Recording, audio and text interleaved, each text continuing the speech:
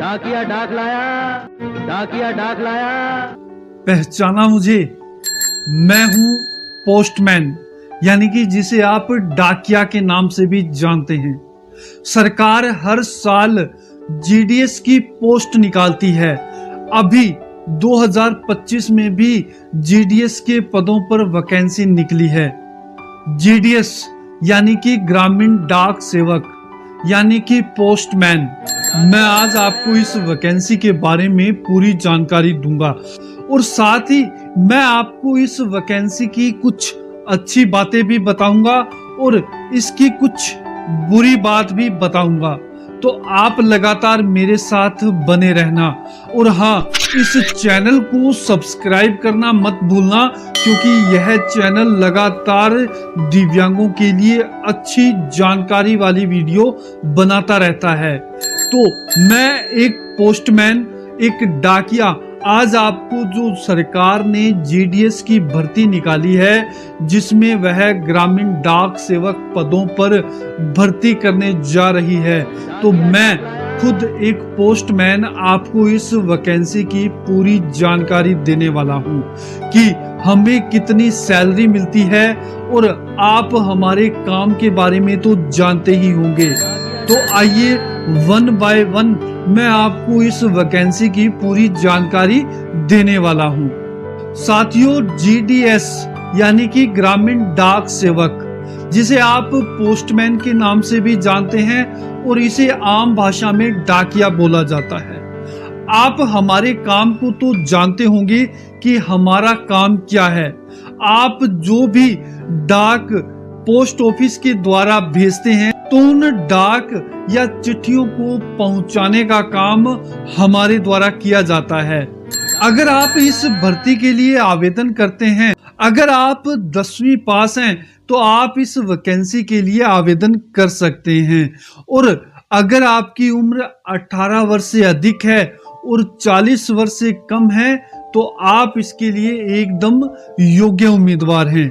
और हाँ, एक और बात बता दूं कि अगर आप SC ST कैटेगरी से आते हैं, तो आपको आयु सीमा में 5 साल की छूट भी मिलती है। और अगर आप ओबीसी कैटेगरी से आते हैं, तो आपको सरकार 3 साल की इसमें छूट देती है। अगर मैं सैलरी की बात करूं, तो मुझे इस नौकरी में लगभग 17,000 रुपए की सैलरी मिलती है, मगर यह सैलरी अब अगले साल से कुछ बढ़ जाएगी। लगता है कि हमें अब अगले साल से 26,000 रुपए तक की सैलरी मिलनी शुरू हो सकती है। साथियों, अगर आप भी इसमें आवेदन करते हैं, तो आपको भी इतनी सैलरी इसमें मिल जाएगी।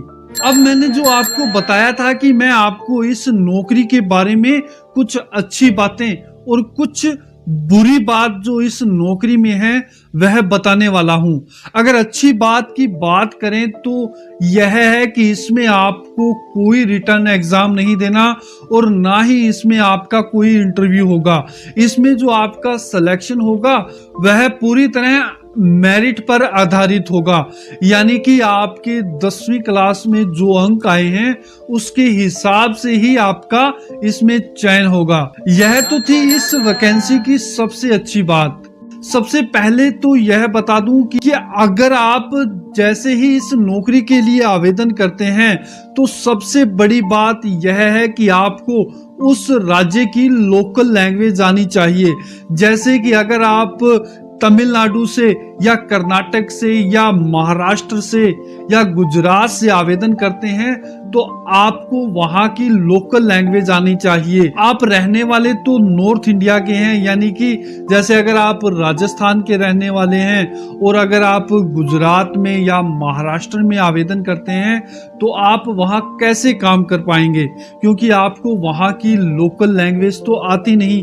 इसलिए आप जिस राज्य से हैं, तो आप उसी राज्य में इसके लिए आवेदन करें। काफी बार ऐसा होता है कि जैसे अब यूपी के अंदर हम लोग पोस्ट की बात करें, तो लगभग 3,000 वैकेंसी यूपी में निकली हुई है। तो कोई गुजरात राज्य वाला या तमिलनाडु राज्य वाला यह सोचे कि मैं यूपी में जाकर आवेदन कर दूं, तो वो ऐसा ना करें, क्योंकि इसमें आपको लोकल एरिया में रहना पड़ता है, तो इसलिए वहाँ की लोकल लैंग्वेज आनी आपको बेहद ज़रूरी है। अब मैं आपको इसमें जो दूसरी बात मुझे सबसे बुरी लगती है वह यह है कि अगर आपके 10वीं कक्षा में अंक 60% या 70% तक आए हैं और आप इसके लिए आवेदन करते हैं, तो आप इसमें कृपया ना आवेदन करें। क्योंकि अगर आप इसकी कट ऑफ के बारे में देखेंगे तो हर राज्य की अगर आप कट ऑफ चेक करेंगे तो इसमें जो कट ऑफ आती है वह लगभग 100%, 98%, 96%। ऐसा नहीं है कि इसमें केवल 90% से ऊपर वालों का ही सिलेक्शन होता है। कुछ एक राज्यों में आप देखेंगे तो 85% वालों का भी इसमें सिलेक्शन हो रखा है, मगर वह बेहद ही कम चांस हैं। अगर आप SC ST कैटेगरी से आते हैं तो आपके अगर 75% से ऊपर भी नंबर हैं तो आप इसके लिए आवेदन कर सकते हैं।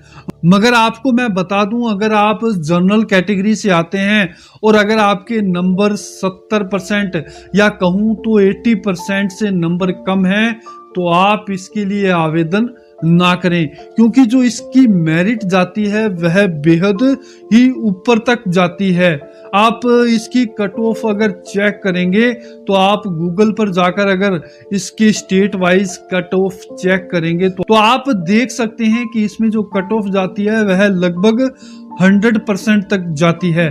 तो मुझे कुछ इस वैकेंसी की यह बेहद ही खराब चीज लगती है, मगर फिर भी आप सभी के लिए यह एक शानदार मौका है सरकारी नौकरी का, क्योंकि इसमें आपको कोई भी एग्जाम नहीं देना पड़ता और ना ही इसमें आपका कोई इंटरव्यू होता है।